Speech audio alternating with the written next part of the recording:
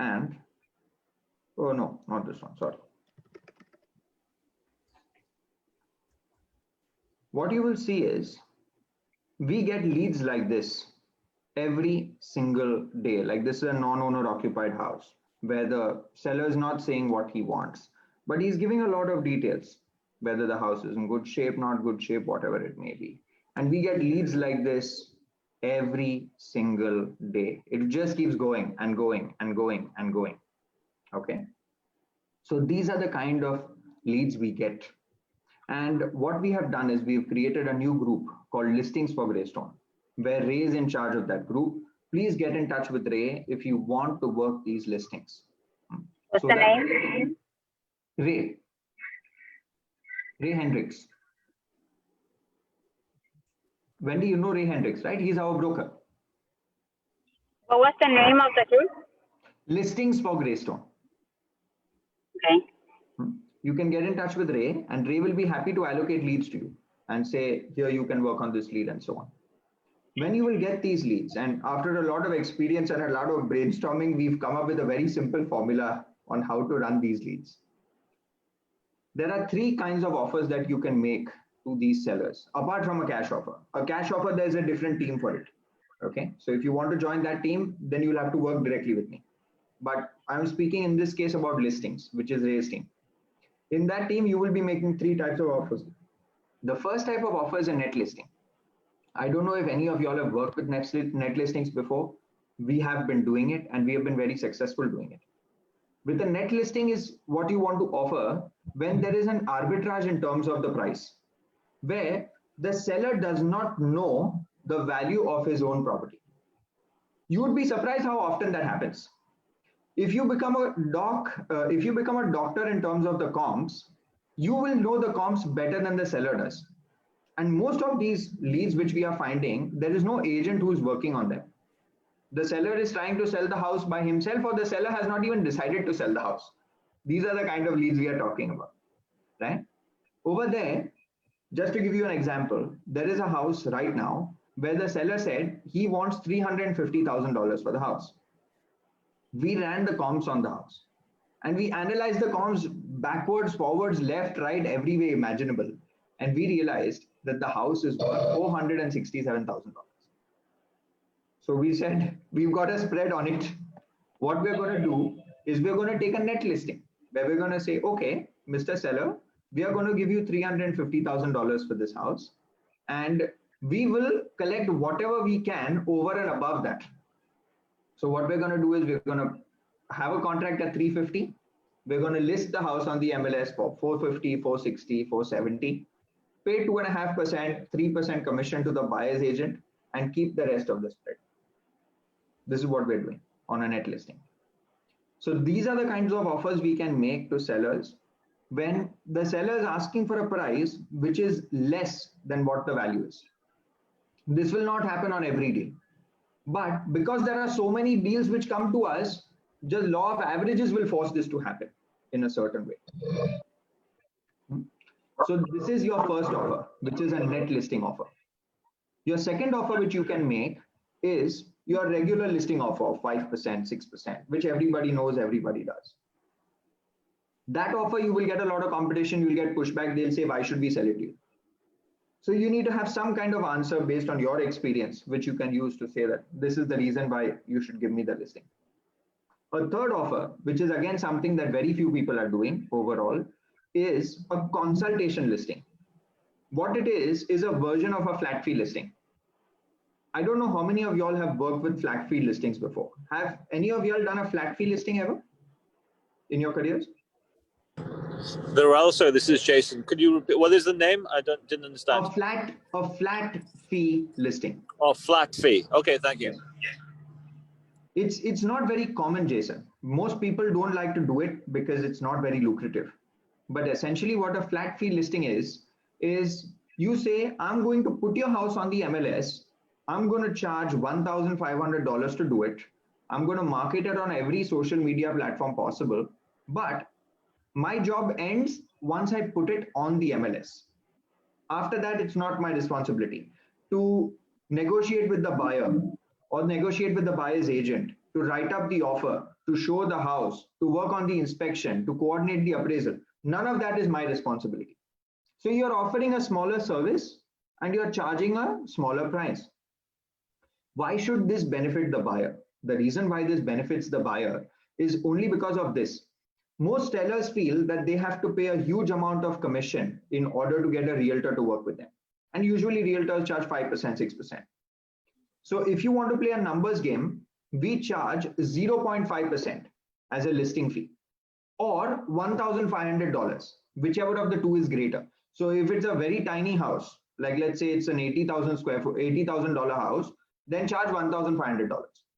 But if it's a $350,000 house, then you charge 0.5%. So the way we sell it as listing agents is your other realtor is taking 3% for himself. We will take 0.5%. That's all we will take. So do you want to work with us or do you want to work with them? So it's a direct price advantage why the person will choose working with us. And because we are charging less, we are doing less. And we will say that the reason why you will benefit is this. We will put your property on the MLS where you will get maximum exposure. The seller is currently trying to sell it by himself, or he doesn't know how he should sell it. The more exposure the property gets, the more buyers see the property, the probability of him getting a higher price is more. And that's how the realtor being involved in the mix kind of pays for itself. This is a flat fee listing. The reason why we try to come up with 3 different offers for any particular seller is this. It presents an offer decoy. If you present only one thing to a seller, I like giving this example. If I ask a person, do you want Coke? Yes or no? The person will say yes or no. But if I ask a person, do you want Pepsi? Do you want Coke or do you want Sprite? Then they'll say, oh, I'll take a Pepsi. In reality, what had happened is we only created all the 3 offers and we gave an illusion of choice to the seller. By giving 2 or 3 different offers, the seller has a feeling that, oh, I can choose what I'm doing. But in all 3 offers, you were the one who had made all 3 offers, so you're going to make money regardless. In some offers, you'll make more, in some offers, you'll make less. But you are going to make money regardless. And this is very different from any other listing agent out there who will go in and say, take my listing fee service at 5% or don't work with me at all. This is what they say. So they lose a lot of business because of that. So this is one thing that I wanted to share with you in terms of how we are working the listings. We are seeing Viral? Yes. So I just wanted to share as well. So this is Jason. Yes. In my experience, there's also the question of timing, right? So some people need money fast and want to get out. And then other people say, I don't care if it's on for a year, I want a certain amount. So, you have to know what their needs are. Absolutely. What you're saying is absolutely correct, Jason. So what I was trying to share, I don't know if I was able to communicate it correctly or not. We usually evaluate any deal that comes into 2 parts. One is a cash offer where the seller is saying that I don't care about price, I care about time. That I want the money, but I want the money within 15 days, 30 days, and I'll accept less. If that happens, it goes to the cash offers team, which makes a cash offer on the property. If the seller says, I don't care about time so much, I want a higher price, it goes to the listings team. When it goes to the listings team, these are the 3 offers that the listings team makes. When it goes to the cash offers team, the cash offer team makes different sets of offers. They make cash offer, they make wraparound offers, they make lease option offers. These are the offers that the cash offer teams make.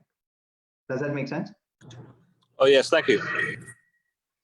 Most people who are on this group are agents who predominantly work listings. That's why I was sharing that part more than the cash offers part. I can hold a different training for the cash offers part, if that's okay. Coming back to the original question, that these are the listings that we are coming up with on a regular basis. We have something in the range of 20, 25 leads a week. And we are not doing very much with these leads. All that you guys need to do, anybody who's interested in working these leads, whether it's net listings or flat fee listings or regular listings, get in touch with Ray and tell him that you want to be a part of it. And then Ray will be happy to allocate the leads to you. So that is one thing that you all can do as a take home from today's meeting. The next thing that we wanted to discuss with you is joint ventures. We are doing joint ventures left, right, and center right now. To just give you an example, there was a property which was a cash offer property, which we had under contract at GA. And we found a buyer for it who didn't have the exact sum of money that she needed to buy the property by herself. So what we did was we got her private lending in a certain way. And we decided to do a JV with her, Greystone and her, where Greystone's income is capped, but her income is not capped. The way it is structured is a JV, but essentially what she is a buyer. This is how we are structuring transactions for people who don't have the exact sum of money needed in order to buy the deal solely by themselves. The reason why I share this with you is there are agents who have been constantly telling us that I don't have $30,000, I have $10,000. How can I do a flip? How can I do a BRRRR deal? These are options which are available to them if they want to do it. If an agent wants to partner up with an investor whom they already know and do a JV in that sense, we will be happy to fund that as well. If you have if let's say there was a buyer that you already have where he has $250,000 and you are going to make a $10,000 commission on it, and you want to JV that with him, so that not only do you make the 10,000 now, but you also kind of make an overage on that when he flips the deal or he assigns it or something, then that is also something that you can think about. We are sharing this because most agents don't even realize that they can do this on GA deals or on any deals where they are working with an investor. So please keep this in mind. A JV is something which is very simple. It's either like holding a second mortgage, or it's in terms of a percentage split on what work you do. You could become a JV because you're the person who found the deal. You could do a JV because you're the guy who's going to rehab the property. The opportunities are endless. Think of a JV and think of the fact that you want to be able to make more money with the same deal, with the same client, but you're going to do something different than just list the property. This is something I want you to think about, and you can always keep this in mind. This is about just to... Yes, please. I'm sorry, Jason, I didn't catch that. So it's either to help with the deposit or to help with more money, right, for the balance to hold the mortgage. That's more private lending. In that particular instance, the example I gave, it kind of came across that way, and that is true. But what I mean to say is many agents are there on this call right now, and agents are either working with sellers or they are working with buyers. Okay. And the value that the agent is bringing to the transaction is a network or a connection that I know a seller or I know a buyer. That's essentially what the agent brings to the transaction, correct? Yes.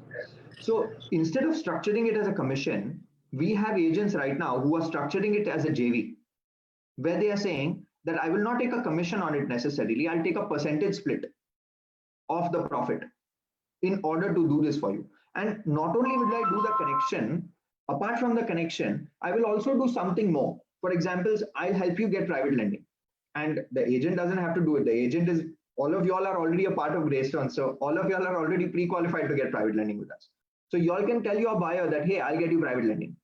Or you have access to all of Greystone's crews for doing rehabs. You can say, Mr. Buyer, I will also help you get the rehab crew which is going to update this property. You also have Greystone's resources for refinancing the property. So you'll say, Mr. Buyer, I'll do everything for you. I'll find the seller for you. I'll get the property rehab for you. I'll get you the private lending. I'll help you do the refinance. I'll help you get the tenant. And you can structure your payout as a percentage split rather than just a commission, in case that is what makes more money for you. Almost always it will do that. But this is something for you to keep in mind. Okay, thank you. So that is about joint ventures, which is the next thing that I wanted to discuss with you. The third thing, which is what Jason briefly touched upon here, was private lending. Let me give you an example of that. There's a deal which we are doing right now at Greystone internally, where we are going to fund 90% of the purchase price. And the loan is going to be for a period of 7 months. And within those 7 months, the buyer is going to rehab the property and refinance to a fixed 30-year mortgage. This kind of an option makes sense when you are either going to flip the property or you are going to do a BRRRR deal. A BRRRR deal is buy, rehab, rent, refinance, repeat. That's what a BRRRR deal is. In case you all have worked with it, you all will already know the power of it. In case you all haven't, I urge you to Google it. It's an extremely lucrative strategy to use in all of your real estate transactions. 90% lending is not very common to find. Very few companies out there are offering 90% lending, which is not backed by your personal credit. It's backed only on the value of the asset. In this particular instance, the value of the asset is 170,000, and we are selling it to the buyer for $110,000, and the property needs only $10,000 to $12,000 in rehab. So the numbers are so good that the private lender that we have in-house is saying, I'll be happy to fund 90% of this particular purchase price. There are deals like this which we are finding internally. And there are deals like this available even on the MLS. We will be happy to fund them. All we need is for you all to come up with a proposal and say, here is the ARV, here is the purchase price, here is the rehab. We want some kind of private lending for this, and we'll make it happen. We can do it. If you have a buyer, great. If you don't have a buyer, we can still somehow find a way, because we've got a network effect just between all of us 50 agents here at the company. Because if you have a seller, there's a very good chance someone else has a buyer. So let's leverage that network effect as much as we possibly can. So that's private lending. And the very last thing, which as a bonus I wanted to share with you. Okay, Lisa-Kaye is asking a question. That's incredible. Is 90% something, is not something that I see in the industry today? The answer is no. I usually don't see 90% lending. It's not common. It's usually reserved for buyers who have a very long established track record with their lender. In the case of all agents who are here with us at Greystone, Greystone has that relationship with the lender. So you are leveraging Greystone's good name in order to get that level of LTV. There are agents on this particular call right now who have the financing, who have that kind of relationship with banks where they don't need Greystone's 90% lending necessarily. But if you have a client who doesn't have it, then you can offer it. And you can say, if you work with me, I'll get you 80%, 90% lending. I'll get you as much lending as I can possibly get. So that's about private lending. Bringing me to the last bonus question of today, which is the MLS. For the last 1 month or so, I have been setting up these auto alert emails on the MLS, where if a deal hits the market, where it has the keywords, which is investor special, fixer upper, cash offer only, auction property, keywords like this. When it has them, I've set up an auto alert where the MLS sends me the deal and I look at the numbers. There's another keyword which I'm using right now, which is finding deals under $100 a square foot. And I've put a very large catchment area for that. The moment I'm seeing the deals, within a few moments, I'm able to understand whether the after repair value is making sense in relation to the offer price or not. I cannot tell you guys how many deals are just waiting there on the MLS, where because the buyer's agent is not a doctor in the terms of the comms and is not an offer master, they are not able to understand the value of what is sitting in front of them. If I had the bandwidth, just the management bandwidth to run these deals, which I'm seeing on the MLS right now, I would be doing 3 more deals apart from the ones that I'm already doing. And I'm talking about it in a personal capacity. At the company level, we are doing many more deals. But this is an opportunity which is equally available in a democratic fashion to each and every one of us who have access to the MLS. So please use the MLS to your advantage. Look at auction properties. Look at bank-owned properties. For quite some time in the middle, I was noticing there were no profitable deals on the MLS. They were very hard to find. But now that I'm seeing COVID's impact hitting us in a small way, I'm seeing that those deals are coming. There are some sellers who are becoming desperate and putting it on the MLS. Don't let these deals go away. You can kind of assign these properties in some way or the other. It is possible to do. You can purchase an option on the property and then flip the option. There are some things which can be done. Don't miss out on this opportunity. That exactly down to the T is my time. I decided I'll finish before 12:30. If you all have any questions, please tell me. I saw one question from Lisa a few moments ago.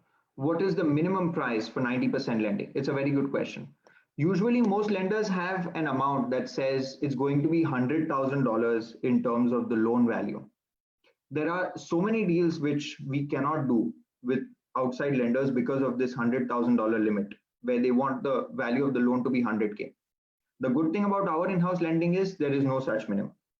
Even if the 90% lending comes to $80,000, we'll do it. That's not a big deal. On the refinance though, you'll have to be careful of that. In the sense, there are some lenders on the refi who will want the after repair value to be at least 135, so that based on the 75% of that, you come to 100. So this is something you have to keep in mind. If you're going to flip the house, then it doesn't matter. But if you're going to refi the house, you want the after repair value to be 135 or more. Does that answer your question, Lisa?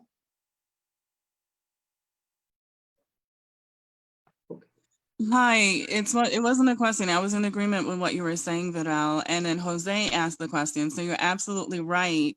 There's a huge obstacle in finding a loan amount of minimum 100,000 at like your 70% and even 65% LTV value requirements in some cases. And that's a big deal for a lot of investors and or anyone maybe looking to do their deal. Yes, that is correct. That is correct. That is correct. Okay, Nadia has asked a question, which is, what are the list of keywords that I'm using for the MLS? So here are the ones that I'm using. I'm going to put it in the chat box. These are the ones that I'm using actively, apart from this keyword, per square foot or less. And this is how I'm finding the deals. I'm in fact going to go to an auction property this Sunday, where the property is in Seminole Heights. The after repair, the property is fully fixed up. In the sense it's not updated, but the property will fully pass inspection. There's no question, you can live in that house today. They are selling the house for $175,000 at $107 a square foot. And I've run the comps in the neighborhood. The comps are at least 180, 190 or more. So we are going to go to the auction and we are going to try to see if we can get that house at auction. I want to see how it works. I have bought properties before like this, but it's rare for me to go to an auction. I usually don't do it. So this time as an experience, I just want to go to see where the bidding ends up.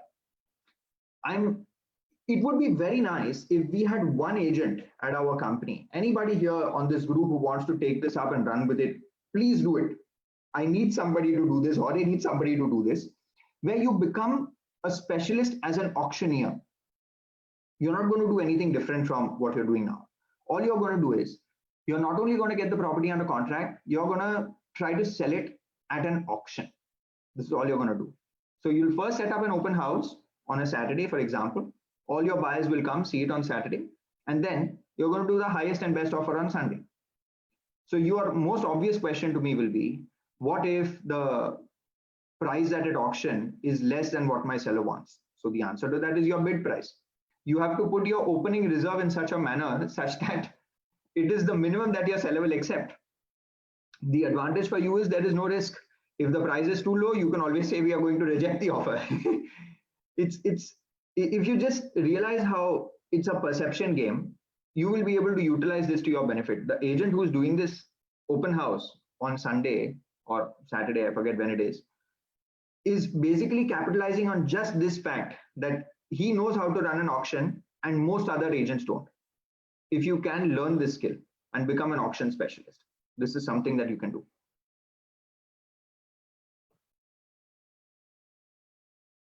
Anything else? Any other questions? We are 3 minutes over time, but if you'll have any questions, I'm more than happy to answer them. I want to ask the agents in general, has any of them had any listing appointments, failed listing appointments? In other words, you got to a listing, it went the wrong way, you didn't get the listing.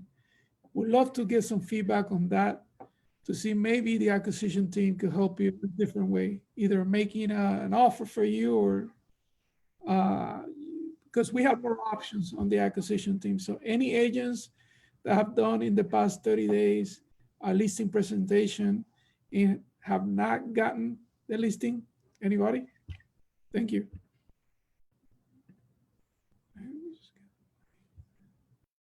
I'm 100% sure that people have had failed listing appointments. It's inevitable. It is bound to happen. If that is not happening, what it means is that the agent is not doing enough listing appointments. That's basically what it means, right? If you can't fail if you don't do it. So my guess would be, after this call, if you all have any questions about how to make these 3 offer decoys in a listing, which is the flat fee, the net listing, and the regular one, how to go with these 2 additional offers. If you all want the template for it, please ask us. Nadia is on this call. Nadia is the queen when it comes to net listings. She's done quite a few of them. And the other day she was talking to Jorge, and the number she gave was so mind-boggling. I was like, Jesus, I don't know how come nobody else is doing this. She had like 5 or 7 or something. I think she's full of it. No, she said to me 10. She said to me 10. Wow. Wow. Yeah, no, I got a bunch of net listings from this, but about 10 are like steaming hot. Like they just want me to come there and sell it. So it's pretty simple when you word it correctly. Absolutely. So Nadia is a superstar when it comes to sharing what she's doing and how well it works. And this is no longer a zero-sum game where, oh, the number of leads available is so few that if I take it, somebody else will not be able to take it and such. It's not like that. We've got more leads than we can handle. So let's try to optimize the synergy between all of us and share what we have. And if Nadia is more than willing to teach anybody else, she made a video on how to go ahead and present a net listing, how the seller will consider it more than anyone else. This is some powerful stuff, guys. We've finished making the buffet. All that needs to be done is you have to take a plate, serve yourself, and eat. That's how simple it's become now.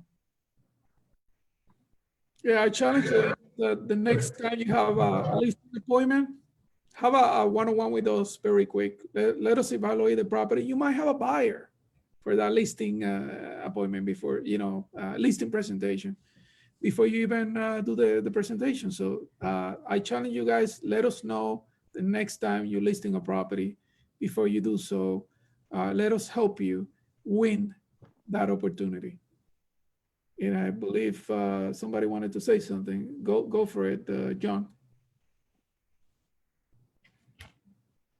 No, it wasn't you? Okay. I just wanted to put you on the spot. Okay. Lisa is asking Nadia if it's possible to share the video with us again. I'm sure Nadia can. Nadia had put it up on YouTube or something. So Nadia, is it possible for you to post the link to that YouTube video on the broker announcements group? Can you do it? Yeah, I have it on YouTube, so I'll just share it on WhatsApp. Yes, please. Yes, please. Thank you very much, Nadia. Thank you, Jorge, Lisa, for asking that question. Yes, I love to do cash offers, but I'm going forward with the listings as well. I figure. It was just a question of time. For some of you who don't know John is the wholesale acquisitions manager, where he was specializing in getting properties under contract on cash offers. And he was so successful at it. He would make calls and people were like, okay, cash offer accepted, cash offer accepted. And John was like, I'm doing so well with this. What's the point of getting listings? And I think Jorge and John had spoken once, and Jorge said, why don't you at least try for listings? And John said, okay, let's go for it. And recently, I think John closed a listing, which was, I don't know what the exact commission was, but it was a 5-digit number, where John said, if listings are making sense, I'm going to have one more tool in my arsenal. Apart from a cash offer, I'm going to offer a listing. I'm going to offer a net listing. It just gives you more options to succeed. That's what it does. Absolutely. Well said. Awesome, guys. Awesome. I'm extremely mindful of your time. So if you all have any other questions, you all can always PM me in WhatsApp, ask me directly. And if you all have any questions for Jorge usually has a lot less time than I do. If you all have any questions for him, you all can ask him now. But I think we're good. If everyone is fine, then we can go ahead and end today's meeting, and hopefully Jorge can share it. The only one I want to say is thank you so much, Robb, for taking the time. I know you're so busy. And we talked about doing this for a while, and we got it done. Guys, is this valuable? Can you share some love to it all and unmute your phone for a second and say this was valuable, so I could get this guy back into video again 2 weeks from now? It was incredible. Yes, fantastic. Thank you. Amazing, guys, like always. Thank you. Yes, anytime you get a chance to pick Viral's brain, it's always an experience. I will say that. Yes, Thank you guys, for your time. Thank you. Thank you very much. Thank you very We're much. very Jorge. lucky to have you here. And Jorge, we are very lucky to have Yes. you. Jorge, Yes. I can do one better. Rather than showing him the love, I got a closing set up for Tuesday. Awesome. Well, I think, are you convinced, Viral? Can you come back and do this every couple of weeks? Is that Most okay? certainly. Most certainly. I'm more than happy to share everything I know. Thank you. Thank you. All right, guys, I'm gonna let you go. Thank you so much, Viral. Thank you for everyone that participated. That means a lot to me. The more you participate, the more we put together. Thank you. Appreciate it. Thank you. Bye. Bye.